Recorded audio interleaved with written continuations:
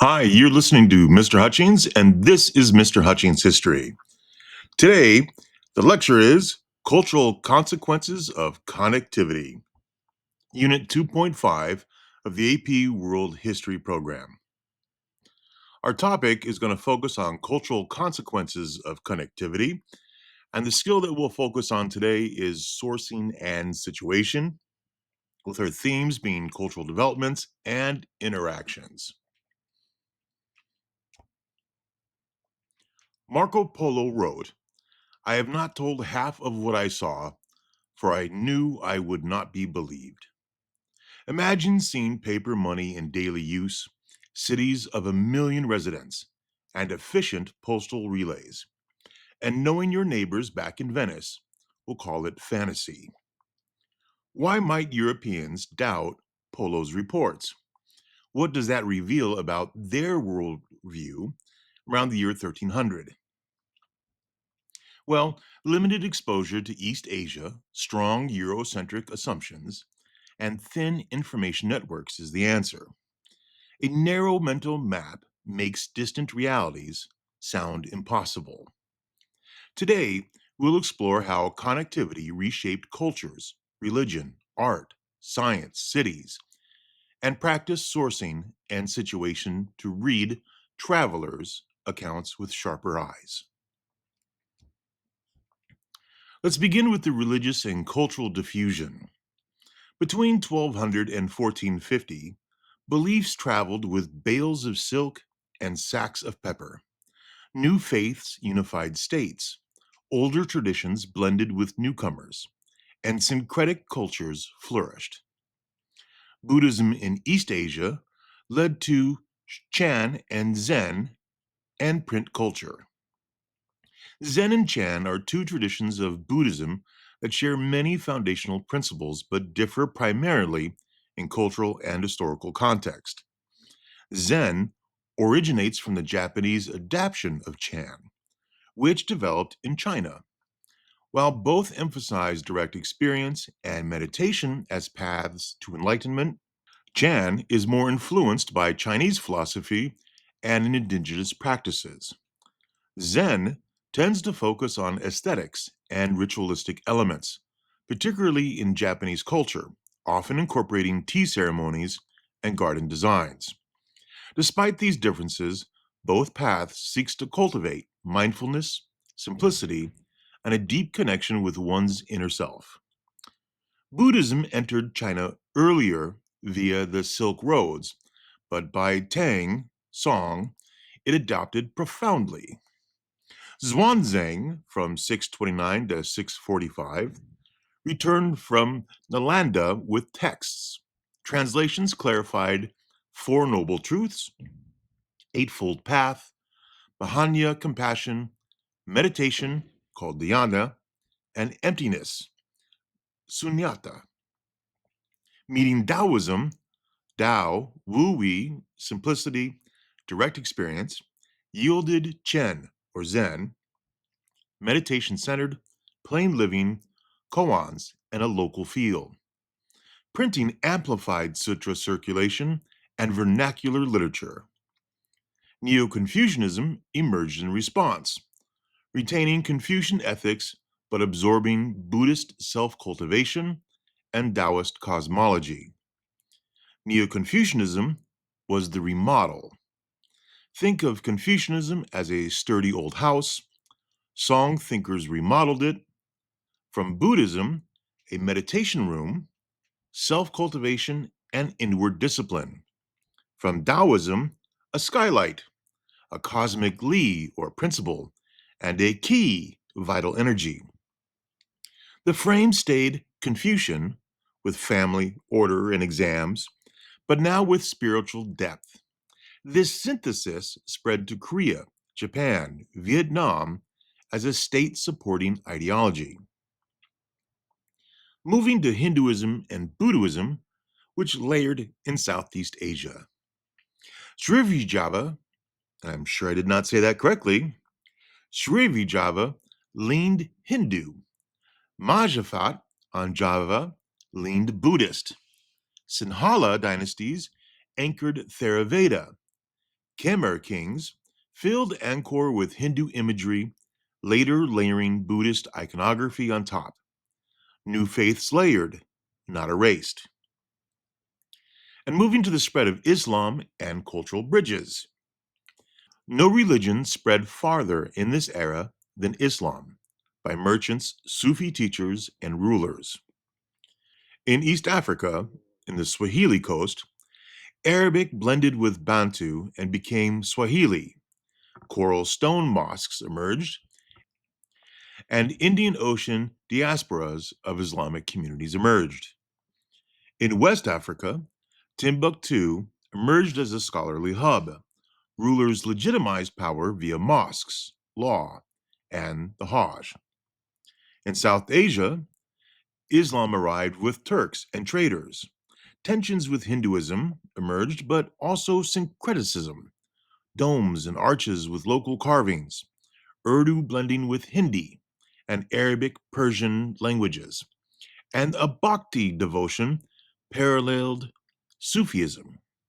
The Bhakti means devotion, personal love of God beyond caste and priestly gatekeeping. Vernacular poetry, such as the Kabir and later Marabi, emphasized direct access to the divine. Bhakti and Sufism shared metaphors of love, softening boundaries and building cultural bridges. We can look for cultural developments here. Religions aren't static, they adopt and hybridize. Syncretism made new ideas feel familiar to people. Beliefs weren't the only cargo. Knowledge and tools moved too. The scientific and technological diffusion in this era were because trade routes were also intellectual highways. Islamic centers in Baghdad, Cairo, and Cordoba preserved and deepened Greek thought. Arabic translations later re entered Europe via Spain and Sicily. From India, the zero came, algebra, trigonometry. From China came papermaking and later printing. Medicine, such as hospitals, pharmacology, surgical manuals, circulated across languages. With agriculture, Champa rice from Vietnam moved to China and enabled multiple harvests, which led to population growth, leading to urbanization in China. With navigation and warfare, the lateen sail, stern post, rudder, astrolabe, and magnetic compass improved sailing. Gunpowder redefined conflict altogether. How does a crop like Champa rice help fuel city growth? Well, right. More reliable food leads to more people, leads to more artisans, scholars, traders, leading to denser urban culture and bigger markets. Where do we see these cultural currents pooling? In cities. For the cities, there was both growth and decline. Connectivity supercharged some cities and exposed others to shocks. In Hangzhou, during the Song and Yuan dynasties, the Grand Canal terminus emerged, silk, tea, paper, money, diverse merchant quarters, literary and artistic bloom. At Samarkand and Kashgar, the oasis of crossroads, markets, madrasas, artisans, wealth from locations, routes must pass through them. There's a geography note. Samarkand was in the Sarvashan Valley, Kashgar at the split around the Taklamakan. I think I said it right that second time.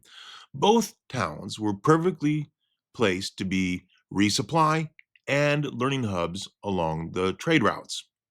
In Timbuktu, libraries, universities, book trade, scholars from across the Sahara. There were examples of decline. Kashgar was ravaged during Tamerlane's campaigns. Constantinople was weakened by being sacked by European crusaders in 1204.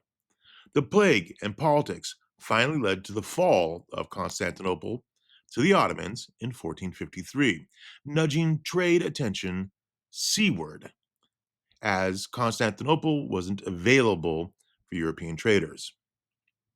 So let's think of the sourcing and situation we have been presented here.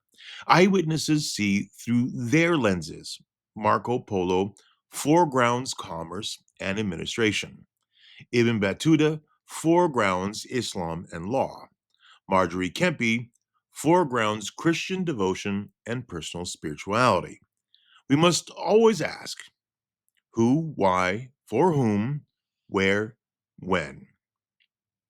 Connectivity also tied Europe closer to the East through crusade and catastrophe.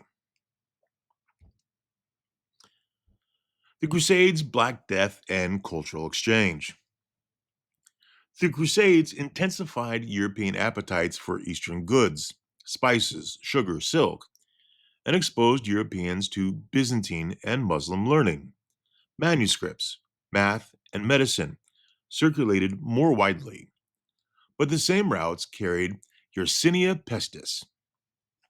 Yersinia pestis is the bacterium responsible for the plague, a historically significant and deadly infectious disease. The Black Death from 1347 to 1351, perhaps a third of Europe died. Labor scarcity shifted power toward peasants and artisans. Feudal structures wobbled. Intellectual shock spurred questioning, and in the longer arc, currents feeding the Renaissance. How can the same networks distribute both prosperity and disaster? By scale. Scale magnifies everything luxury goods and knowledge, but also pathogens and panic. Let's return to the storytellers who help us see this world. Traveler's Tales, Three Witnesses, Three Lenses. Marco Polo, a Venetian merchant. At Kublai Khan's court, he admires systems, paper money, courier relays, bustling markets. Some contemporaries doubted him. Later corroboration vindicated many details. Ibn Battuta, a Moroccan jurist or lawyer, 30 years across Dar al Islam. He evaluates rulers and cities by Islamic law and practice. He reveals unity and a diversity in the Islamic world. Margery Kempe, an English mystic, she dictates an early autobiography. She has pilgrimages to Jerusalem and Rome and mingles her visions with practical travel. She's a rare female voice showing devotional life and social norms. Ask of every source author, audience, purpose, context. Those answers shape both insight and bias.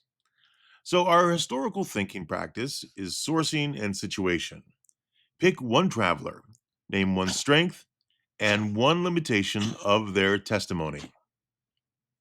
Some sample responses Marco Polo. His strength is rich detail on Yuan administration and commerce. His limitation? Outsider misunderstandings, appealing to a European audience that doesn't understand, and his own occasional exaggeration. Ibn Battuta, his strength is he has an insider grasp of Islamic institutions. His limitation? His legal religious lens may dismiss many local customs he came across. Margery Kempe, her strength is that she's a rare female devotional perspective and an observer of daily practice. Her limitation? Her mystical agenda and narrow geographic scope of travel. So, lock in the big picture. 1450 spreads faiths, forged syncretic cultures, diffused science and tech, swelled cities, and carried plagues. There were cultural developments, Chan and Zen versions of Buddhist philosophy, Neo-Confucianism, Bhakti Sufi resonances, layered Hindu-Buddhist landscapes, Islamic urban cultures from Timbuktu to Malacca. There were interactions in both language, arts, and architectures which blended. Sourcing is our view, which depends on who's holding the pen and why they're holding it. Well, if you're watching this, to have some practice yourself, write 3 sentences. One cultural consequence of trade networks, one example of syncretism you learned today, one insight you gain by applying sourcing and situation to a travel account. Next time, the economic consequences of connectivity, credit, currencies, production, and the business of a global Middle Ages. Until then, stay curious. History matters.